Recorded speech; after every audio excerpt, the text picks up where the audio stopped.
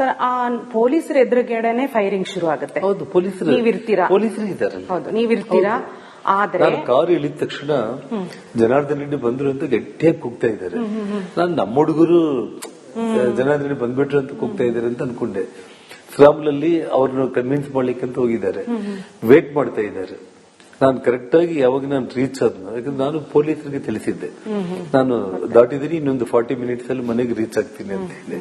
ಅಷ್ಟುವರೆಗೆ ತಾಳ್ಮೆಯಿಂದ ಇದ್ದಾರೆ, ಹಾಗೆ ಮಾತಾಡ್ಕೊಂತ ಸ್ಲಾಮ್ಲು ಕನ್ವಿನ್ಸ್ ಮಾಡ್ತಾ ಇದ್ದಾರೆ. ನಾನು ಕಾರಲ್ಲಿ ಬಂದು ಇಳಿದ ತಕ್ಷಣ ಜನಾರ್ದನ್ ರೆಡ್ಡಿ ಅಂತ ಕೂಗಿದ ತಕ್ಷಣ ನಮ್ಮವ್ರು ಯಾರಾದ್ರೂ ಕೂಗಿದ್ದಾರೆ ಅಂತ ನಾವು ಅನ್ಕೊಂಡಿದ್ದು. ಆದ್ರೆ ಅವ್ರನ್ನ ಅಲರ್ಟ್ ಮಾಡ್ಲಿಕ್ಕೆ ಜನಾರ್ದನ್ ರೆಡ್ಡಿ ಬಂದ ತಕ್ಷಣ ಕೂಗಾಡ್ರಿ, ನಮಗೆ ಅಲರ್ಟ್ ಆಗ್ತೀವಿ ಅಂತ.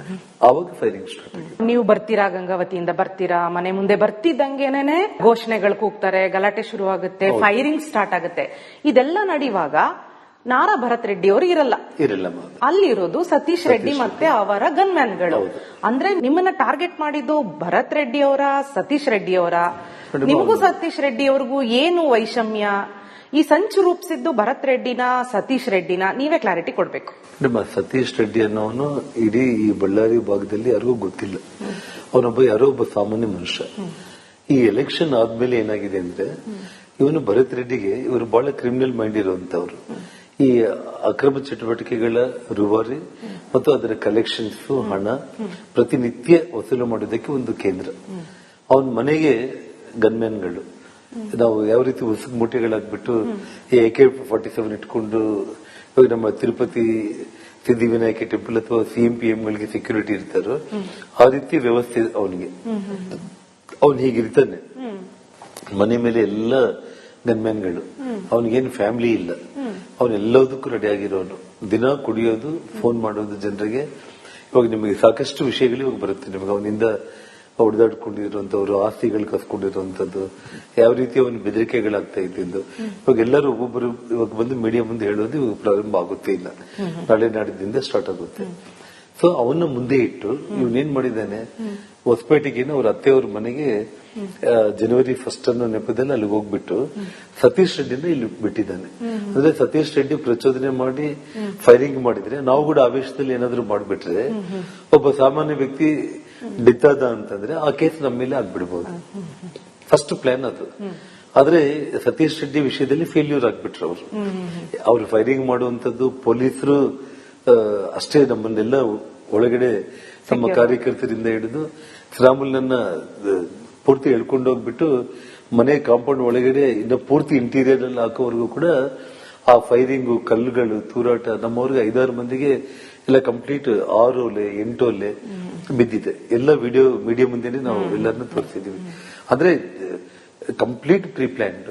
ಇಲ್ಲಿ ನಮ್ಮ ಮನೆ ಎದುರುಗಡೆನೆ 2 ಮನೆಗಳಿದೆ, ಹೊಸದಾಗಿ ಕನ್ಸ್ಟ್ರಕ್ಷನ್ ಆಗ್ತಾ ಇರೋದು. ಸೊ ಈ 230, 630 ಇನ್ ಬಿಟ್ವೀನ್ ಏನ್ ಮಾಡಿದ್ದಾರೆ, ಅಲ್ಲೆಲ್ಲ ಕಲ್ಲು ಬಾಟಲ್ಸ್ ತಗೊಂಡು ಬಂದು ಸ್ಟಾಕ್ ಮಾಡ್ಕೊಂಡ್ಬಿಟ್ಟಿದ್ದಾರೆ. ಎಲ್ಲ ವೆಲ್ ಪ್ಲಾನ್ಡ್ ಇದು. ಅಲ್ಲಿ ಏನ್ ಸತೀಶ್ ರೆಡ್ಡಿ ಫೇಲ್ಯೂರ್ ಆಯ್ತು. ಯಾಕೆ, ಇವಾಗ ಸತೀಶ್ ರೆಡ್ಡಿ ನಮ್ಮ ನಡುವೆ ಇದು ಫೈರಿಂಗ್ ಇದೆಲ್ಲ ಆಗೋ ಟೈಮ್ಗೆ ನಾನು ಏನ್ ಗಂಗಾವತಿ ಇದ್ದೆ ಶ್ರಾಮುಲ್ ಅವ್ರಿಗೆ ಫೋನ್ ಮಾಡಿದ್ದೆ. ಶ್ರಾಮುಲ್ ಅವ್ರ ಮೇಲೆ ಎಲ್ಲ ಫಾಲೋವರ್ಸ್ ಎಲ್ಲರಿಗೂ ಕೂಡ ಶ್ರಾಮುಲ್ ಇಂಟಿಮೇಷನ್ ಕೊಟ್ಟಿದ್ದು.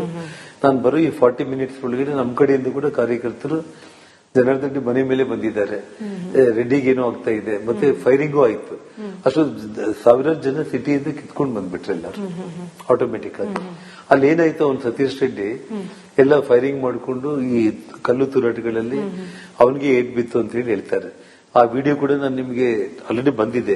ಅವ್ನು ಈಗನ್ನೋ ವಿಡಿಯೋ ಬಂದಿದ್ದೇನೆ ನಿಮಗೆ. ಅವ್ನು ನೋಡಿ ಸತೀಶ್ ರೆಡ್ಡಿನ ಇಲ್ಲಿಂದ ಪೊಲೀಸರು ಬಹಳ ಬುದ್ಧಿವಂತಿಕೆಯಿಂದ ಅವನ್ನ ಎತ್ಕೊಂಡು ಹಾಸ್ಪಿಟಲ್ಗೆ ತಗೊಂಡೋಗ್ಬಿಡ್ತಾರೆ.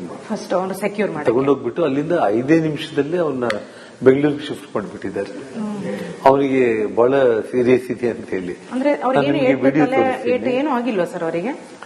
ಒಂದು ಕ್ಲಾತ್ ಸುತ್ತಿದ್ದಾರೆ ಅರ್ಥ ಆಯ್ತಾ. ಕಣ್ಣು ಇದು ಲೈಟ್ ಆಗಿ ಬಚ್ಚಿದಂಗೆ ನನ್ಗೆ ಕಾಣಿಸುತ್ತೆ ನಿಮ್ಗೆ. ನೋಡಿ ಇದು ಜೂಮ್. ಅವನ್ ಸತೀಶ್ ರೆಡ್ಡಿನ ಆಂಬುಲೆನ್ಸ್ ಒಳಗಡೆ ಕುಡಿಸ್ತಾರೆ.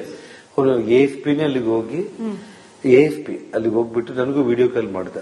ಸರ್ ಅವ್ನಿಗೆ ಹೊಡೆತ ಬಿದ್ದಿದೆ ಸರ್, ಅವ್ನ ಇವಾಗ ಅರೆಸ್ಟ್ ಮಾಡ್ಲಿಕ್ಕೆ ಆಗಲ್ಲ ಅಂತ ಹೇಳ್ಬಿಟ್ಟು ಅವನಿಗೆ ಅಂತೇಳಿ ಬಂದ್ಬಿಟ್ಟ. ಅದಾದ್ಮೇಲೆ ನಮಗೆ ಅವನು ಚೆಕ್ ಅಂತ ಬೆಂಗಳೂರಿಗೆ ಶಿಫ್ಟ್ ಮಾಡಿದ್ರು. ಅವನು ಹಿಂಗಂದಿದ್ದು ನೋಡಿದಿರ ನೀವು? ಅಂದ್ರೆ ನಾನು ಸೇಫ್ ಆಗಿದ್ದೀನಿ ಅಂತ ಹೇಳಿದ್ರ? ಅಷ್ಟೇ, ನಾನು ಸೇಫ್ ಆಗಿದ್ದೀನಿ ಅನ್ನೋದು. ಅಂದ್ರೆ ಸತೀಶ್ ರೆಡ್ಡಿನ ಪೊಲೀಸ್ನವರೇ ಸೇಫ್ ಮಾಡಿದ್ರು ಅಂತ? ಅಷ್ಟೇ, ಸತೀಶ್ ರೆಡ್ಡಿನ ಪೊಲೀಸರು ಎತ್ಕೊಂಡು ಹೋಗ್ಬಿಟ್ಟು ಓಪಿಡಿಯಲ್ಲಿ ಅಡ್ಮಿಟ್ ಮಾಡಿಸಿ ವಿತಿನ್ ಫ್ರಾಕ್ಷನ್ ಆಫ್ ಮಿನಿಟ್ಸ್ ಅಲ್ಲಿ ಅವನ್ನ ತಗೊಂಡು ಆಂಬುಲೆನ್ಸ್ ಅಲ್ಲಿ ಹಾಕಿ ಫಸ್ಟ್ ಬೆಂಗಳೂರು ಕಳಿಸ್ಬಿಟ್ರು. ಅವನ್ನ ಇವಾಗ ತಗೊಂಡೋಗ್ಬಿಟ್ಟು ಅವ್ನು ನೀಟಾಗಿ ಅವನು ಮತ್ತೆ ನಡ್ಕೊಂಡ್ ಬರ್ತಾನೆ. ನಡ್ಕೊಂಡ್ ಬಂದು ಆಂಬುಲೆನ್ಸ್ ಅಲ್ಲಿ ಕಾಲರ್ ಹಿಂಗ್ ಇದಾಕೊಂಡ್ಬಿಟ್ಟು ಇದು ಮಾಡ್ತಾನೆ. ಅವ್ರು ದಿಮ್ ಕೊಡೋದಕ್ಕೆ ಹೋದ್ರೆ ಕೂಡ ಹಿಂಗಂದು ಕೈ ಹಿಂಗ್ ಇಟ್ಕೊಂತಾನೆ, ಮತ್ತೆ ಹಿಂಗಂತಾನೆ. ಅಂದ್ರೆ ಅವ್ನು ಸೀರಿಯಸ್ ಇರ್ಲಿಲ್ಲ. ಇವಾಗ ನಾನು ಅದನ್ನ ಹೇಳ್ತಿದ್ದೆ, ಅವನು ಇದುವರೆಗೂ ಕೂಡ ಬೆಂಗಳೂರಲ್ಲಿ ಯಾವ ಹಾಸ್ಪಿಟಲ್ ಇದ್ದಾನೆ, ಏನು ಅವನಿಗೆ ರಾಜಾತಿಥ್ಯ ಕೊಡ್ಕೊಂತ ಅವನ ಅರೆಸ್ಟ್ ಮಾಡದೇನೆ ಏಟ್ ಬಿದ್ದಿದೆ ಅನ್ನೋ ನೆಪದಲ್ಲಿ ಅವನ್ನ ಬೆಂಗಳೂರಿಗೆ ಶಿಫ್ಟ್ ಮಾಡಿಬಿಟ್ಟು ಇಟ್ಕೊಂಡಿದ್ದಾರೆ. ಸೊ ಬಳ್ಳಾರಿಯಿಂದ ಅವನ ಆಂಬುಲೆನ್ಸ್ ಆರಾಮಾಗಿ ನಡ್ಕೊಂಡು ಬಂದು ಅತ್ತಿ ಕೊತ್ಕೊಂಡ್ಬಿಟ್ಟು ದಿಂಬು ಕೊಟ್ಟರು ಕೂಡ ಅವನು ಬೇಡ ಅಂತ ಹೇಳ್ಬಿಟ್ಟು ನಾನು ಇದಂತ ಹೇಳಿ ಅವನು ಹೋಗಿದ್ದಾನೆ. ಅಂದ್ರೆ ಸತೀಶ್ ರೆಡ್ಡಿನ ಭರತ್ ರೆಡ್ಡಿ ಅವರು ಸೇಫ್ ಮಾಡ್ತಿದಾರ ಅಥವಾ ಸರ್ಕಾರ ಸೇಫ್ ಮಾಡಿದ್ಯಾ? ಇಲ್ಲಿ ಇದರಲ್ಲಿ ASP ರವಿಕುಮಾರ್, DSP ನಂದಾರೆಡ್ಡಿ ಮತ್ತು ಭರತ್, ಈ ಮೂವರು ನಿರಂತರವಾಗಿ ಕಮ್ಯುನಿಕೇಶನ್ ಅಲ್ಲಿ ಇದ್ದು ಇವೆಲ್ಲ ಪ್ಲಾನ್ ನಡೀತಾ ಇರುವಂತದ್ದು. ನೋಡಿ, ಸತೀಶ್ ರೆಡ್ಡಿದ ಘಟನೆ ಆಯ್ತು. ಅದಾದ್ಮೇಲೆ ಟೋಟಲ್ ಪೊಲೀಸ್ ಎಲ್ಲ ಬಂದ್ಬಿಟ್ಟು ನನ್ನ ಮನೆಗೂ ರಕ್ಷಣೆ ಕೊಟ್ಟು ಭರತ್ ರೆಡ್ಡಿನ ಮತ್ತೆ 9 ಗಂಟೆಗೆ ಅವ್ನು ಬಂದಿದ್ದು ಮನೆ ಹತ್ರ. ಇದು 7:30 ಇನ್ಸಿಡೆಂಟ್ ಮುಗಿದಾಯಿತು. 1.5 ತಾಸು ಸಮಯ ಇದ್ರೂ ಕೂಡ ಪೊಲೀಸರ ನಿರ್ಲಕ್ಷ್ಯ ಎಷ್ಟು ಇತ್ತು ಅನ್ನೋದು ನೆನ್ಪಿಟ್ಕೊಳ್ಳಿ. ಒಂದು ಫಸ್ಟ್ ಇನ್ಸಿಡೆಂಟ್ ಮಧ್ಯಾಹ್ನ 2:30ಗೆ ನಾನು ಬ್ಯಾನರ್ನ ಪೊಲೀಸರಿಗೆ ಇನ್ಫಾರ್ಮೇಶನ್ ಕೊಟ್ಟು ಪೊಲೀಸರು ಬಂದು ಬ್ಯಾನರ್ ತೆರವುಗೊಳಿಸಿ ಕಳಿಸ್ಬಿಟ್ಟು ಇನ್ನೇನು ಮುಗಿದೋಯ್ತು ಅಂತ ಅನ್ಕೊಂಡಿದ್ದು ಒಂದು. ಅಟ್ಲೀಸ್ಟ್ ಆ ಸಂದರ್ಭದಲ್ಲಾದ್ರೂ ಕೂಡ ಪ್ರಿಕಾಷನ್ ತಗೋಬೇಕಾಗಿತ್ತು.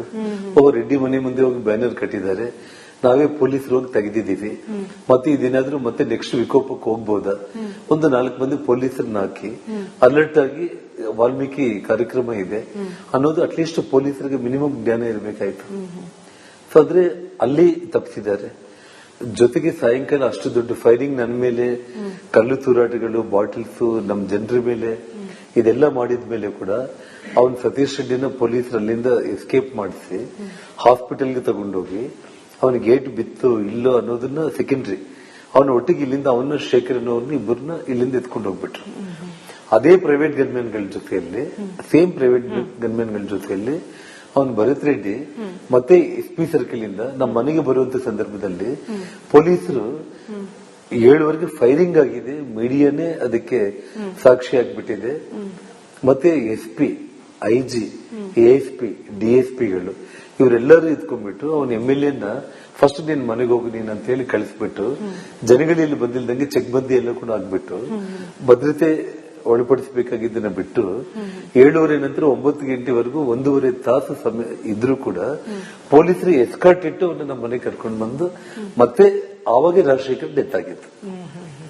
ಭರತ್ ರೆಡ್ಡಿ ಯಾವಾಗ 9 ಗಂಟೆಗೆ ನಮ್ಮ ಮನೆ ಹತ್ರ ಬಂದ್ರು ನೋಡಿ, ಅವ್ರು ಭರತ್ ರೆಡ್ಡಿ ಅವರ ಬ್ರದರ್ ಫೋನ್ ಮಾಡ್ತಾನೆ.